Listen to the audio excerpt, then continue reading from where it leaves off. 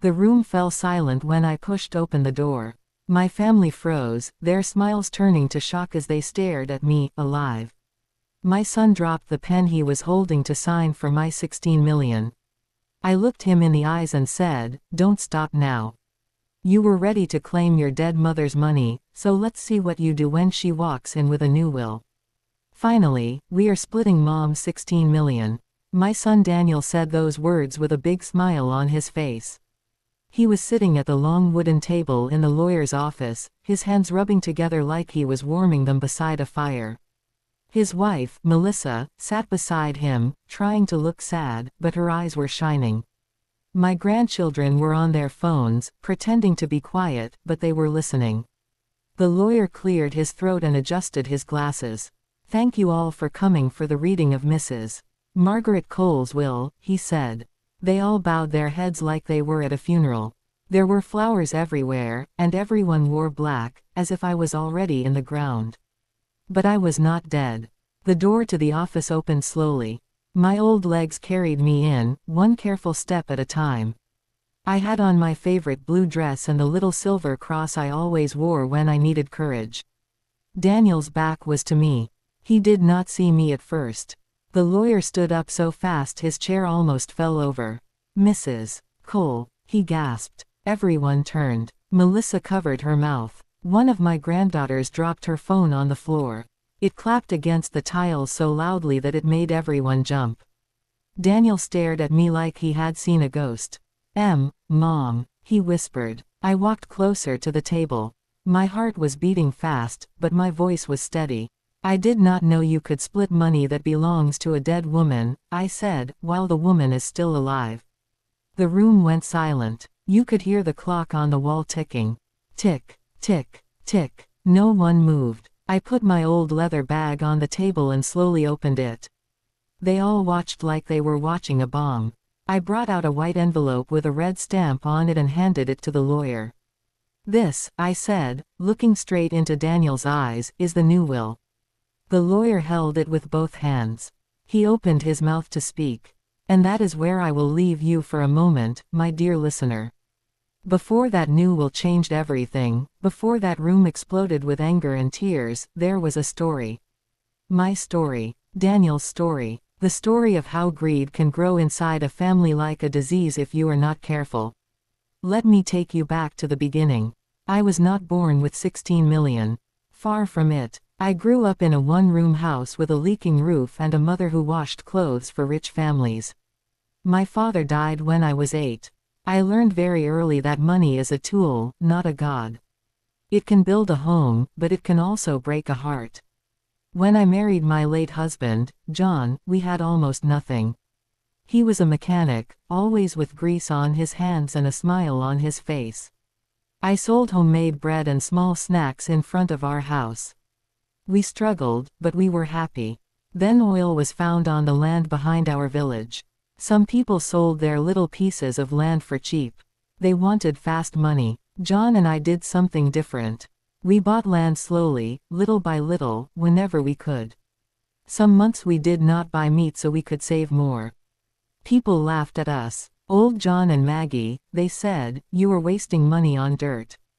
But we kept going. Many years later, a company came and needed land.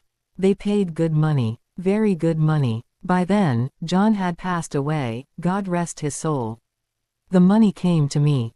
I did not dance. I did not scream. I just sat on my old sofa and cried. I wished John was there too. See it. Over time, with careful planning and help from a good advisor, that money grew.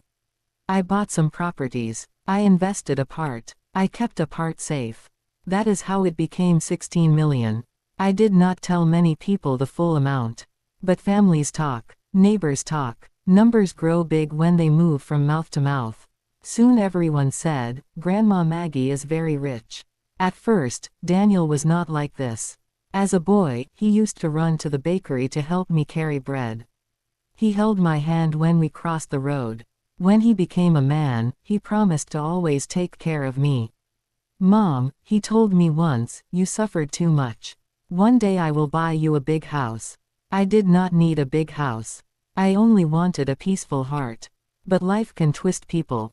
Sometimes slowly, sometimes all at once. It started small. Little changes. Mom, can I borrow some money to fix my car? I will pay you next month. Mom, Melissa and I want to start a business. Just a small loan. Mom, I want the kids to attend a better school. At first, I was glad to help. What is money for, if not to help your family? But soon, borrow did not mean pay back. It meant, you owe me. Then the voice changed. Less humble, more sharp. Mom, why are you still living in this old house? You have money. Mom, why are your investments in your own name? You should put them in mine. I am your only child. Mom, what are you even saving all this money for? You were old. Have you heard that kind of talk before? Maybe you have, or maybe you will one day. Let me tell you something. When someone starts counting your money more than you count your own, be careful. One Sunday afternoon, we had a family lunch at my house. I cooked roast chicken, mashed potatoes, and apple pie, just like my grandchildren liked. The table was full. The house was warm, but the warmth in my heart was missing. We sat down to eat. Everyone joined their hands while I prayed. Lord, I said, thank you for this food and this family. Teach us to love more than we want. Teach us to give more than we grab. When I opened my eyes, I saw Melissa rolling her eyes. After lunch, I went to the kitchen to wash some plates. The door to the dining room was half open. I heard my name. She is sitting on all that money, Daniel, Melissa said. Her voice was low but sharp. Do you know how many vacations we could have taken by now? Relax, Daniel answered. When she is gone, everything comes to us anyway. My hands froze in the soapy water.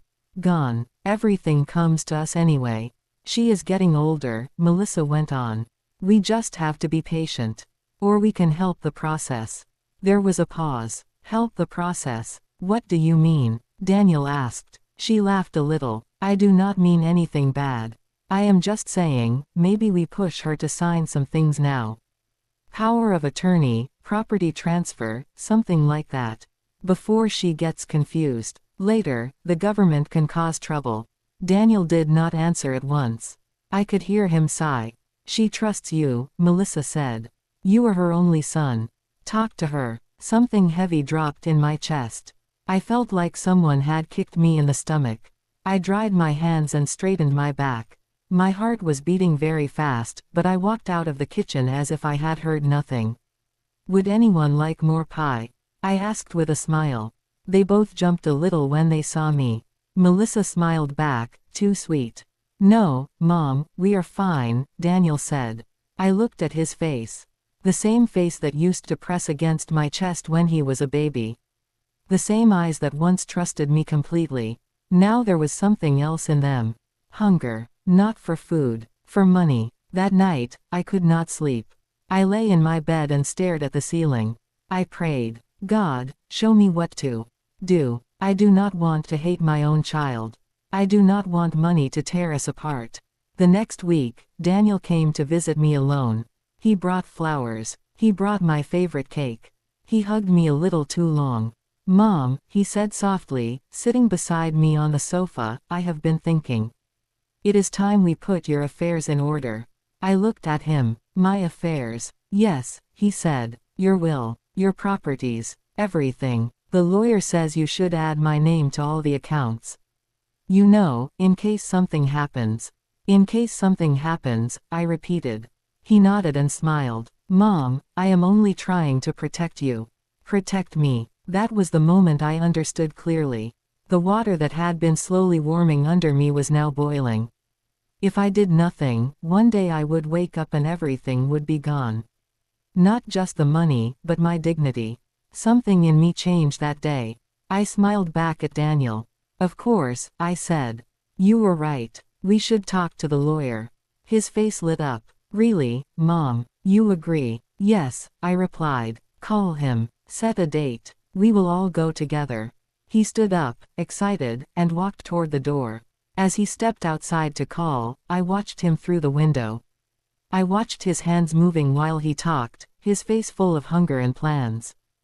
He had no idea that the woman he thought was weak had just made a decision that would shake his whole world. Because that night, after he left, I picked up my phone, called my lawyer, and said, "We need to change everything." And that decision, my dear listener, is what would later lead to that room, that will reading, and that white envelope that made everyone stop breathing. But before we get there, let me tell you what my lawyer and I planned, and what I discovered about my own son that nearly broke my heart in two. The day after Daniel left my house smiling like he had already collected my money, I went straight to my lawyer, Mr. Harris. He was an old friend of my late husband and one of the few people I trusted from the bottom of my heart. When I walked into his office, he stood up right away. "Margaret, are you all right? You sounded worried on the phone." I sat down slowly and held my handbag tight. "Mr. Harris," I said, "I need to change my will. Everything." He frowned. "Is this because of Daniel?" I nodded and took a deep breath. "He is getting too close to my money. Too close, and not for good reasons." Mr. Harris leaned back in his chair. "I had a feeling this would come one day. I have seen greed ruin many families. Money can be a blessing, but also a trap." I wiped a small tear from my cheek. "I want to protect what I have. Not for myself. I want to use it to help people who really need it. And I want to make sure Daniel learns something before I leave this world." Mr. Harris nodded and opened a file. "Tell me what you want." And I did. We sat there for almost 2 hours. I told him how I wanted to divide things. How I wanted my properties handled. How I wanted a small part kept aside for emergencies. And how the rest should go to something that would lift people up, not destroy them. When we finished, Mr. Harris closed the file gently. "Margaret, this is a strong plan. Thoughtful. Wise. But if Daniel finds out about this before the time is right, he will explode." "I know," I whispered. "That is why I need your help." He gave a slow nod. "I will prepare the new will. But Margaret, be careful." I smiled sadly. "I always am." The next few weeks were strange. Daniel called me almost every day. Not to ask about my health. Not to ask if I needed help around the house. No, he called to ask about the meeting with the lawyer. "Mom, have you set the date? Mom, we need to do this soon. Mom, you know paperwork takes time." Sometimes Melissa called too, trying to sound sweet. "Mom, let us help you. We want what is best for you." I kept my voice calm and soft. "Yes, dear, everything is under control." But inside, my heart was heavy. And then something happened that I was not prepared for. One morning, I went to the bank to update my passbook. When the cashier handed it back, she gave me a strange look. "Ma'am, did you make a withdrawal yesterday?" "No," I said slowly. I opened the passbook. $5,000 was gone. My hands shook. "Excuse me," I said, trying to keep my voice steady. "Can you check who approved this?" She typed on her computer. "It was done through your online banking." "My online banking? But I never use online banking." She turned her screen slightly. "Someone logged in using your details." My chest tightened. Someone had accessed my account. Someone inside my home. Someone with my personal information. I thanked the cashier and stepped outside. The sun felt too bright. My legs felt weak, so I sat on a bench near the door. There were only 2 people who came into my house often. Daniel and Melissa. A cold feeling crept inside my stomach. I pulled my phone from my bag and checked my text messages. Yesterday at 3 p.m., Daniel had texted, "Mom, I stopped by to check the electricity. Your door was unlocked so I locked it. Hope you're fine." My door was never unlocked. I always checked it twice. That was when the truth hit me. Daniel did not come to check any electricity. He came to check my life. I breathed slowly, letting the pain sit in my chest without breaking me. I was not just hurt. I was disappointed. Deeply. My own son. The boy I carried for 9 months. The boy I nursed when he had fever. The boy I hugged when he failed his exams and cried. That boy had grown into a man who could steal from his own mother. But I did not shout. I did not call him. I did not accuse him. When a storm is too strong, you do not fight it right away. You wait. You gather your strength. You study the wind. You prepare. And that is what I did. The next day, I called Mr. Harris. We need to hurry, I said. He is moving faster than I thought. We are almost done with the papers, he replied. Give me 1 more week. 1 more week. I could survive 1 more week. At least, I thought I could. 3 days later, an extreme thing happened that almost broke everything we were building. It was a Saturday morning. I had just finished watering my garden. The birds were singing. The sky was clear. It felt like a peaceful day. Until I heard shouting. At first, I thought it came from my neighbor's house. But then I heard my name. Mom, open the door. It was Daniel. My heart jumped. I wiped my hands on my apron and walked to the front door. Before I reached it, he started banging hard. Mom, I know you're inside. Open this door right now. My hands trembled as I unlocked it. Daniel pushed his way in before I could speak. His face was red. His eyes were wild. Why did you change the password to your bank account? I froze. He knew. He knew the bank had blocked his access. He knew I had found out. I tried to stay calm. Daniel, I said softly, let us talk about this like. Talk. You want to talk, he shouted. You think I don't know what you're doing. He stepped closer, his voice shaking with anger. You are planning to change your will. You want to cheat me. Your own son. I took a step back. He followed me. All these years I helped you, and this is how you repay me. By cutting me out. I shook my head. I never said anything like that. You should calm down. Calm down. Calm down, he yelled, slamming his fist against the wall so hard I jumped. Then he said something that cut me deep. You owe me everything you have. If not for me, you would have died a long time ago. That money is mine. Mine. My eyes filled with tears. Daniel, I whispered, you are scaring me. His face twisted. Good. Maybe you need a little fear to stop playing games. For a moment, we just stared at each other. Mother and son. Love and betrayal. Then he leaned closer and lowered his voice. You better fix this before the will reading. If I find out you tried anything, you will regret it. He walked out, slamming the door behind him so hard that a picture fell off the wall. I stood there shaking, my hand pressed to my chest. That was no longer my son speaking. That was greed. And that was the extreme moment where I realized. He would do anything to get that money. Even something dangerous. I slowly picked up the fallen picture frame. It was a photo of Daniel at age 5, smiling with his missing front tooth.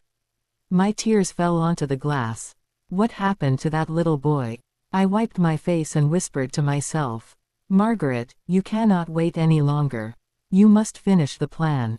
Now. But I did not know that the next extreme event would happen even sooner than I expected. And this time, it would not be just shouting. It would be something far worse. Something that would force me to take a step I never wanted to take. A step that would change everything. The night after Daniel shouted in my living room, breaking the quiet in my home and breaking something deep in my heart, I barely slept. Every time I closed my eyes, I saw his angry face. His fist hitting the wall. His voice telling me I owed him my entire life. By morning, I made a decision. I would not let fear guide me. I would finish the new will, protect my future, and protect my peace. But I did not know that something worse was coming. Something that would show me just how far Daniel and Melissa were willing to go. 3 days later, I had an appointment with Mr. Harris to sign the final draft of the new will. I woke early, dressed neatly, and left my house with my bag held close to my chest. The air was cool. The morning was calm. But as I walked toward my gate, I noticed something strange. My front door was unlocked. I froze. I always locked it. Every night. Every morning. I pushed it gently and stepped inside. My heart beat fast, my palms grew sweaty, but I tried to breathe slowly. Everything looked normal. The chairs were where I left them. The flowers on my dining table were still fresh. My Bible was still open on the page I read last night. But when I reached my bedroom, I saw it. My drawer was open. Not halfway. Wide open. as if someone had been digging through it. My clothes were pushed aside. My envelopes were scattered. And then I saw the wooden box where I kept my documents. The box was empty. My chest tightened. They had searched my room. Someone had been inside my house again. I sat on the bed and held the empty box with shaking hands. I knew who did it. I did not need proof. Daniel had been here, searching, looking, trying to find something he thought I was hiding. I whispered to myself, "Lord, give me strength." I locked my house and left for my appointment. Mr. Harris welcomed me with a warm smile, but when I sat down and placed my hands on his desk, he saw I was shaking. "Margaret, what happened?" "My house was searched," I said softly. "Someone opened my drawers. Someone touched my things. Do you know who?" I nodded slowly. "Daniel." Mr. Harris let out a long breath. "This is becoming dangerous." "I know," I whispered. "But I cannot back down now. If I do, he will destroy everything." He opened the file, handed me the papers, and said, "Sign here, here, and here." My hand shook a little. But I signed. Each signature felt like a wall being built to protect me. When I finished, Mr. Harris placed the papers into a large envelope and sealed it. "This is your new will, legally filed and protected. Daniel cannot touch it. And he must not know anything about this." I nodded. But trouble was waiting for me outside. When I stepped out of the lawyer's office and walked toward the small bus stop, I heard someone call my name. "Mom." Daniel stood across the road. My heart dropped. He crossed the street with quick steps. His face was not angry this time. It was calm. Too calm. A calmness that frightened me more than shouting. "Mom, where were you?" I clutched my bag tight. "Just running some errands." He smiled, but the smile did not reach his eyes. "I passed by your house earlier. The door was unlocked again. You need to be more careful." I swallowed. "Maybe I forgot." "You forget a lot these days," he said softly. Almost like a warning. "This is why you need someone to manage things for you." He stepped closer. "Is that your lawyer's office behind you?" I shook my head quickly. "No." But my voice trembled. He noticed. His smile faded. The calm disappeared. His jaw tightened slowly. "Mom, what did you do?" I stepped back. "Nothing." His eyes darkened. "You did something." I shook my head again. "Daniel, please go home." "Give me your bag," he said suddenly. I held it tighter. "No, Mom, I am not joking. Give me the bag." People were walking nearby, but he did not care. His face changed. His breathing changed. His hands curled into fists. I said, "Give it to me." I felt my knees weaken. My voice was nothing but a whisper. "Daniel, stop." He reached for the bag, but before he could grab it, a loud voice shouted. "Is there a problem here?" A police officer was walking toward us. Daniel stepped back quickly and forced a smile. "No problem, officer. Just talking to my mother." The officer looked at me. "Ma'am, are you all right?" I nodded, but tears were forming in my eyes. Daniel put his hands in his pockets and smiled calmly at the officer. "I was only helping her carry her bag. She is getting older." The officer stared at him for a moment, then nodded and walked away. Daniel leaned close to me, his voice low and cold. "This is not over, Mom." He turned and walked away, leaving me standing there shaking. I took the bus home. My hands did not stop trembling the whole ride. When I reached my gate, I closed it quickly behind me and locked every door and window. I sat in my living room for a long time, hugging my bag against my chest like a child hugging a pillow after a nightmare. Hours passed. The sun set. Night came. Around 9 p.m., I finally forced myself to get up and eat something. I made a cup of tea, sat at the dining table, and tried to calm my nerves. Then I heard it. A sound outside my window. At first, I thought it was the wind. But then it came again. A soft scraping sound. Slow, steady, traveling along the side of my house. My heart pounded. I stood up and moved slowly toward the window. I did not open it. I only pulled the curtain slightly. And I saw a shadow. A tall shadow, standing right outside, breathing, moving, watching. I froze. My heart felt like it stopped. The shadow moved toward the back of the house. I heard footsteps. Soft but clear. Someone was trying to avoid being noticed. I stepped away from the window and grabbed my phone. My fingers shook as I dialed the emergency number. "Please," I whispered. "Someone is outside my house." As I spoke, the doorknob of my back door turned. Slowly, as if someone was testing it. Then it rattled. My breath caught in my throat. I moved backward, gripping the phone. "Officers are on their way, ma'am," the operator said. But before they arrived, something happened that had my heart nearly stopped completely. The back door opened, not wide, just a little, but enough for me to see a hand pushing it. My legs felt weak. My throat felt tight. I took one step back, then another. Then I saw the face. A familiar face. A face I never thought I would see outside my house in the dark. It was Melissa. She whispered something through the crack of the door. "Where is it, old woman? I know you changed something. And we will find it." She pushed the door harder. I stumbled backward. She stepped inside. That was the extreme moment that ended my night. The moment I realized Daniel was not my only problem. His wife was worse. And she had just broken into my home. Melissa stepped fully into my kitchen, her hair messy, her eyes sharp like a person who had not slept all night. She closed the door quietly behind her, as if she wanted to trap me inside my own house. For a moment, we only stared at each other. Her face was calm, but her hands were shaking. She wasn't here out of love. She wasn't here out of concern. She was here because greed had pushed her beyond her limits. I took a slow step backwards. "Melissa," I whispered, "why are you here?"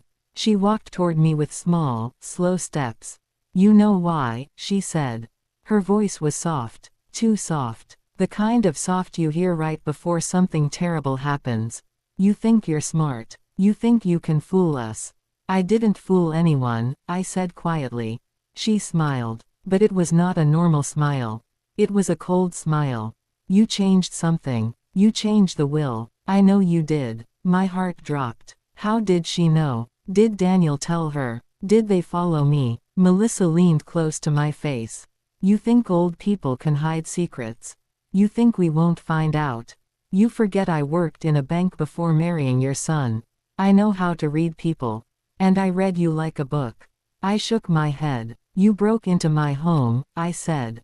"You broke the law." She shrugged. "No one will believe you. People think you're losing your memory already. You forget little things. You leave your door open. You misplace your keys. You think they will trust your word over ours." She was trying to make me doubt myself. Trying to make me feel old, weak, confused. But I knew exactly what she was doing. "Melissa, please leave my house."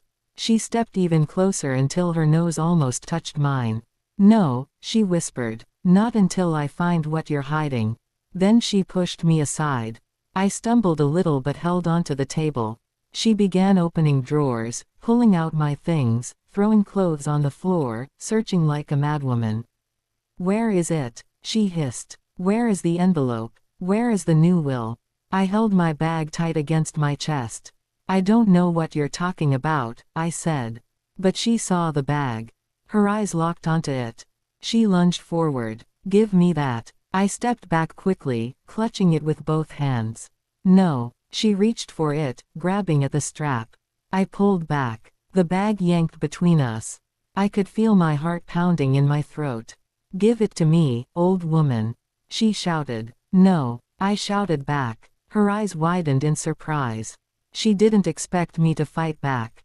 We struggled for a moment, her pulling, me holding on with all my strength.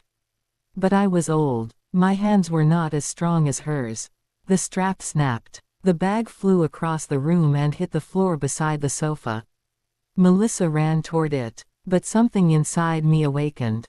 Strength I didn't even know was still in my body. I rushed forward, faster than she expected, and stepped between her and the bag. "Move," she barked. "I will not," I said. She stared at me with shock. Then she laughed. "Fine." She stepped back. For a second, I thought she had calmed down. Then she grabbed a flower vase from my shelf and threw it across the room. The glass exploded against the wall. I jumped. She pointed at the ground. This is only the beginning. If you don't give us access to that money, you won't like what happens next." Her voice was shaking with anger. She walked to the back door, opened it, and turned around one last time. "You think we're the ones who will lose? You're wrong." Then she pointed directly at me. "You will regret this." She slammed the door behind her. For a long moment, I just stood there, breathing hard. The broken vase lay in pieces across my floor. My clothes were scattered. My drawers were open. My house looked like a storm had passed through it. My soul felt shaken. I locked the door with trembling hands and checked every window, every lock, 3 times. Fear sat heavy in my chest. Then I picked up my bag from the floor and held it to my heart. Inside that bag was the only thing keeping me safe. The only thing protecting my future. The new will. I sat on my sofa and cried. Not because of the broken vase. Not because of the threats. But because I had raised a son who could marry a woman like this. A woman who had no respect, no love, only greed. I wiped my tears. I told myself, "Margaret, you must be strong. You have survived harder things before." The next morning, I went to the police station to report the break-in. The officer listened, but his face didn't show much concern. "So you saw her break into your house?" he asked. "Yes. And you're sure it wasn't someone else?" "I know her face." "Is there any sign of forced entry?" "No." She opened the door with her hand. "So maybe the door was unlocked." "It was locked," I said firmly. The officer sighed. "Do you have any video? Cameras? Witnesses?" "No." He wrote something slowly and closed the file. "Ma'am, this is tough. Without proof, we can't accuse her." My heart sank. She was right. No one would believe me. To them, I was just an old woman telling stories. I walked out of the station with a heavy heart. On the way home, something else happened. While I was halfway down the street, I saw a black car parked near the corner. A car I recognized. Daniel's car. He was not inside it. But his phone was glowing on the dashboard screen, connected to Bluetooth. Which meant he was nearby. Watching me. Following me. My heart pounded. I walked faster, trying not to look scared. But the moment I turned the corner toward my gate, I heard footsteps behind me. Fast footsteps. I looked over my shoulder. It wasn't Daniel. It wasn't Melissa. It was a man I didn't recognize. He wore a cap pulled low on his face. He kept walking faster and faster toward me. I clutched my bag tighter. He got closer. 5 steps behind me. 3 steps. 1 step. My entire body froze. Then he whispered something that made my heart almost stop. "They said to tell you, sign everything over. Or next time, it won't be a vase that breaks." I turned sharply, but he walked away quickly, disappearing behind the street corner. My hands shook. My knees felt weak. They had sent someone to threaten me, to scare me into giving up everything.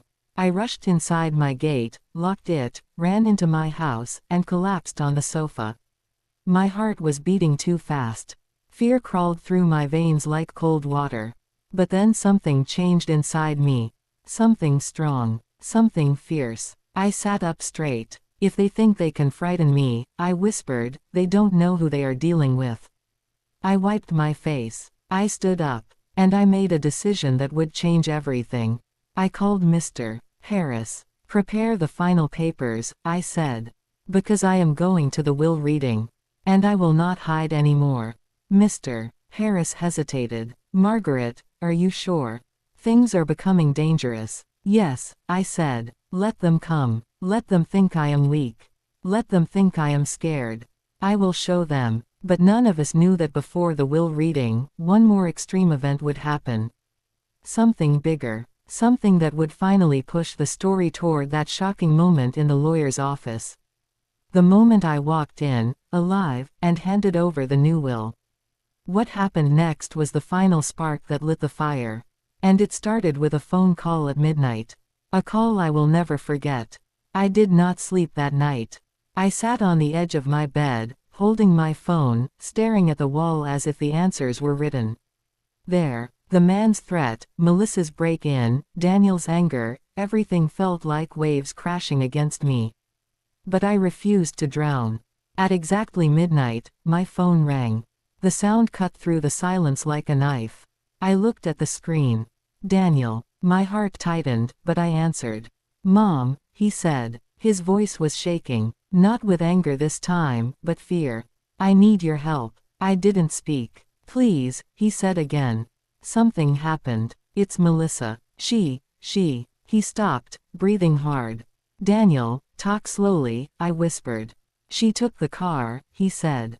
"She went to gamble, and she lost everything. She called some people she shouldn't have called. Now they're threatening us. They say she owes them money. A lot of money. They said they're coming after me too. Mom, I'm scared." I closed my eyes. Greed had swallowed them whole. "Where are you?" I asked. "I'm near the old train station. Please." I didn't know it would get this bad. I didn't know she would. I didn't know. He sounded like a child again. A lost boy. A begging boy. Not the angry man who tried to force my bag out of my hands. "I will come," I said. "Please hurry." I hung up and sat there for a moment.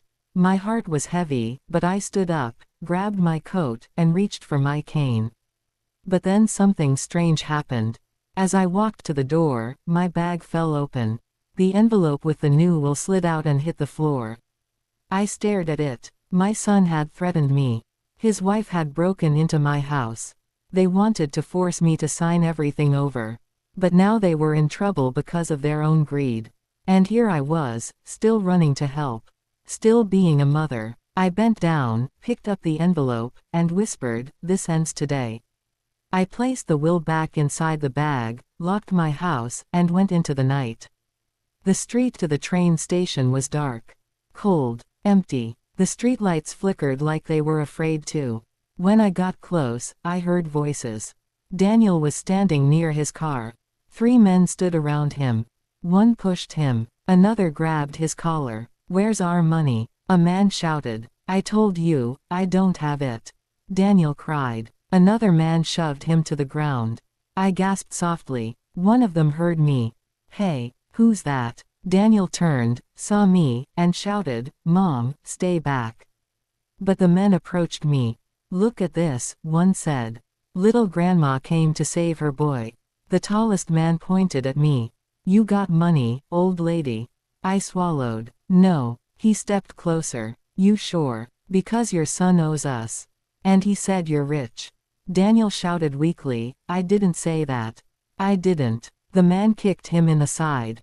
I flinched. "Leave him alone," I cried. The man smiled. "Give us what he owes, and we walk away." "I don't have it." He shrugged. "Then he pays in another way." He reached down to pull Daniel up by his shirt. And something inside me snapped. I stepped forward and shouted, "Stop." They all turned to me. "I will give you something. Not money. Something better." I opened my bag and pulled out the envelope. The leader frowned. "What's that supposed to be?" "This," I said, holding it up high, "is the will everyone is chasing. The one my greedy family thinks will make them rich. You want money? Fine. Take it." I stepped forward and placed the envelope right on the man's chest. He looked confused. "This is the new will," I said. "It gives the 16 million to charity. None of them will get anything. Not my son. Not his wife. No one." Daniel's eyes widened. "Mom, what did you do?" I looked at the man. "You want money. Go chase charity. Because that's where it's going." For a moment, everything went silent. Then the man threw the envelope back at me. "Are you crazy? We don't want your papers. We want our cash." Then, from the distance, police sirens wailed. The men froze. Daniel looked shocked. I looked calm. "You called the police?" Daniel whispered. I nodded. "I did. When you called me." The men scattered, running into the darkness as the police cars turned into the street. Daniel collapsed on the ground, shaking. I knelt beside him. "Mom," he whispered, "I'm sorry. I'm so sorry. I didn't know it would go this far. I was selfish. I was wrong. I don't deserve anything from you." Tears streamed down his face. I placed my hand on his. No, Daniel, I said softly. You don't deserve money, but you deserve a chance to become a better man. He cried harder. Mom, please don't give up on me. I held his face gently. I will never give up on you. But I will not reward greed. You must build your own life, not wait for mine to end. He nodded, crying into my hands. The next day was the will reading.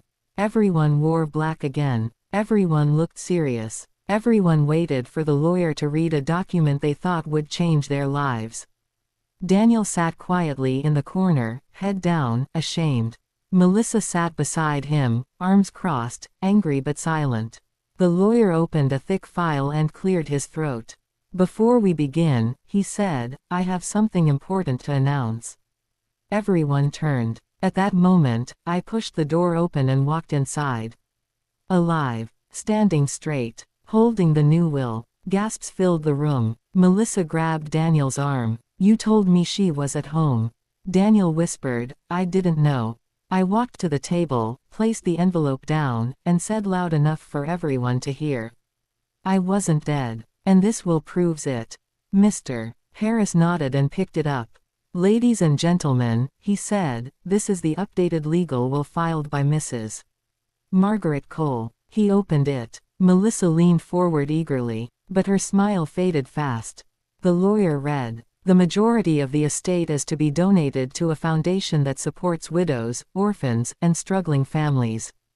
Only a small monthly allowance is left for her son, Daniel, to assist him with rebuilding his life under guidance. Melissa shot up from her seat. What is this? Daniel closed his eyes. I turned to Melissa. This is the price of greed. Then I turned to Daniel. And this is the gift of redemption. The room went quiet. Daniel stood up slowly and walked toward me. His face was red, but not from anger this time. Mom, he whispered, thank you. For not giving up on me. I hugged him, even though he didn't deserve it yet. I love you, I said. But sometimes love means protecting people from themselves. Melissa stormed out of the room, slamming the door so loudly that everyone jumped. I didn't chase her. Daniel didn't either. And that was the end. Not of my life, but of my fear. My wealth went to good hands. My heart stayed strong. And my son learned the most important lesson of his life. Greed destroys, but truth protects. And a mother's strength can rebuild even the most broken things.